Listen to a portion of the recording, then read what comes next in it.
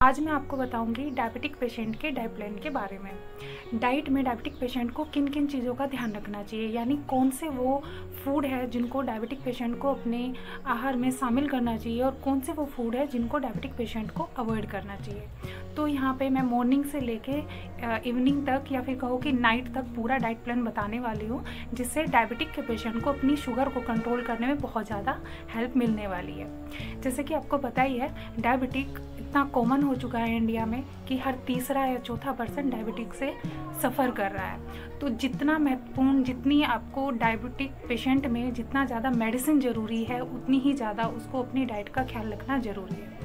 तो diabetic plan बताने से पहले मैं कुछ 2-4 बातों को आपको बताना चाहूँगी जिनको आपको ध्यान रखना ही करना है। नंबर 1, जिन लोगों को शुगर है उनको कभी भी भूखे पेट नहीं रहना है। नॉर्मल जो हेल्दी लोग होते हैं वो भूखे पेट रह सकते हैं, वीक में 1 बार या 2 बार, जैसा भी उनको सही लगता है। लेकिन डायबिटीज़ में हम मना करते हैं कि पेशेंट को भूखा नहीं रहना है, क्योंकि भूखा रहने से डायबिटिक पेशेंट के अंदर शुगर का अमाउंट बढ़ता है। इसलिए हमेशा ध्यान रखें, आप कुछ ना कुछ हर 2 से 3 घंटे में खाते रहे। बहुत ज़्यादा लार्ज अमाउंट में खाने की ज़रूरत नहीं है, छोटा छोटा मील आप ले सकते हैं। आज सेकेंड थिंग, डायबिटिक के पेशेंट को अपनी लाइफस्टाइल में एक्सरसाइज को इंक्लूड करना ही करना चाहिए। एक्सरसाइज में आप कुछ भी कर सकते हैं, आप जॉगिंग के लिए जा सकते हैं, आप कोई योगा एक्सरसाइज कर सकते हैं। तो इससे आपको डायबिटीज़ में कंट्रोल करने में काफ़ी हेल्प मिलने वाली है। अगर आप एक्सरसाइज नहीं कर पा रहे हैं तो कम से कम 15 से 20 मिनट या 30 मिनट तक अगर आप डेली जॉगिंग वॉकिंग के लिए निकल जाते हैं तो ये भी आपकी ओवरऑल हेल्थ में भी काफ़ी हेल्प करेगा। डायबिटीज़ में मिस्सी रोटी का प्रयोग करना है। मिस्सी रोटी में आप 3 किलो गेहूं का आटा लीजिए, 1 किलो चने का आटा लीजिए और 1 किलो जौ का आटा लीजिए। इन तीनों आइटम्स को आप मिक्स करके तब उसके आटे को तैयार कीजिए और उसको आपको यूज़ करना है। और हाँ, एक चीज़ का ध्यान जरूर रखें, ये आटा जो बन के आएगा इसमें आपको चोकर सहित यूज़ करना है, चोकर को अलग नहीं करना है, क्योंकि चोकर में अमाउंट होता है फाइबर्स का, और फाइबर्स डायबिटीज़ पेशेंट के लिए बहुत ही ज़्यादा मददगारी साबित होता है। अब मैं आपको बताने जा रही हूँ कुछ ऐसे फूड आइटम्स जो आपको नहीं लेने हैं। उसमें नंबर 1 पे आता है चीनी, यानी वाइट शुगर। वाइट शुगर, उससे बनी जितनी भी चीज़ें होती है वो आपको अवॉइड करनी है, क्योंकि ये तो ब्लड शुगर के लेवल को इतने हाई अमाउंट तक बढ़ा सकती है कि जिसमें आपको मेडिसिन तो क्या, इंसुलिन के लेवल पर भी जाना पड़ सकता है। इसलिए वाइट शुगर को जितना हो सकता है अवॉइड कीजिए। सेकेंड नंबर पर आता है मैदा।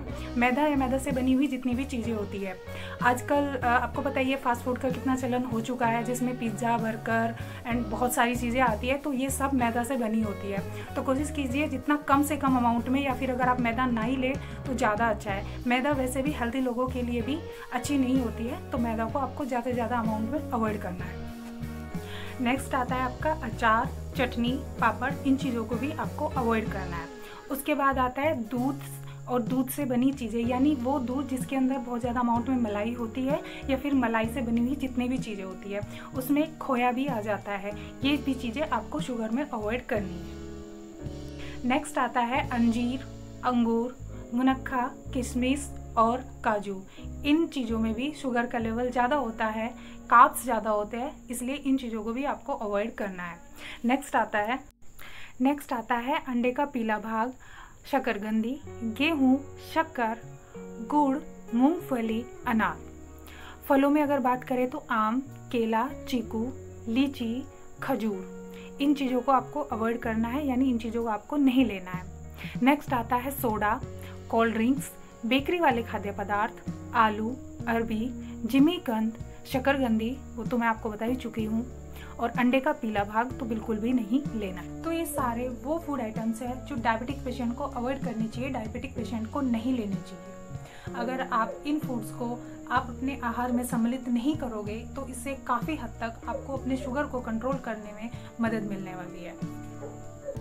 अब मैं आपको बताने जा रही हूँ कि आप फलों में कौन कौन से फल ले सकते हैं। फलों में आप अमरूद, सेब, नाशपाती, कीवी, संतरा और मौसमी, ये सब फ्रूट्स आप अपनी डाइट में सम्मिलित कर सकते हैं। इसमें से जितने भी खट्टे फल होते हैं, यानी सिट्रस फ्रूट होते हैं, उनके अंदर विटामिन सी भी काफ़ी अच्छी मात्रा में होता है, और विटामिन सी आपकी ओवरऑल हेल्थ के लिए और डायबिटीज़ के पेशेंट में भी काफ़ी अच्छा माना जाता है। अब कुछ ऐसे फूड आइटम्स हैं जिनको आपको निर्धारित मात्रा में लेना है। निर्धारित मात्रा का मतलब होता है लिमिटेड अमाउंट में लेना है।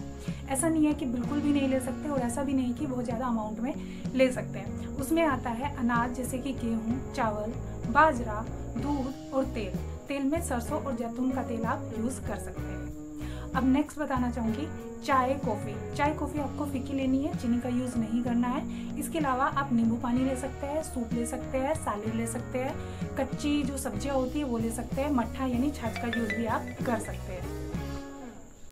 नेक्स्ट है डायबिटीज़ के पेशेंट को पूरे दिन में नमक का अमाउंट लिमिटेड मात्रा में लेना है। लिमिटेड मात्रा में यानी आपको पूरे दिन में आधा चाय का जो छोटा चम्मच होता है नमक का उतना अमाउंट लेना है। उसमें आ जाता है 3 ग्राम सॉल्ट, यानी आपको पूरे दिन में मैक्सिमम 3 ग्राम सॉल्ट का यूज़ करना है। अब ये सॉल्ट सब्जी की फॉर्म में भी हो सकता है या फिर आप सैलेड में भी यूज़ कर सकते हो। इससे ज़्यादा अमाउंट में आपको सॉल्ट का नहीं लेना है। नेक्स्ट मैं बात करती हूँ, अब मैं आपको बताती हूँ सुबह से शाम तक का डाइट प्लान, यानी सुबह 5:30 या 5 बजे आपको क्या स्टार्ट करना है। सुबह 5 या 5:30 बजे सबसे पहले आपको पीना है पानी अगर आप गुनगुना पी ले तो ये आपकी और हेल्थ के लिए अच्छा भी होता है, यानी आपके डाइजेस्टिव सिस्टम को बहुत अच्छा बना के रखता है। पीने को आप ठंडा पानी पी सकते हैं, लेकिन ठंडे पानी से ज़्यादा जो गुनगुना पानी होता है वो ज़्यादा लाभकारी होता है। तो आप 1 गिलास पानी पी लीजिए, 1 या 2 गिलास पानी पी लीजिए।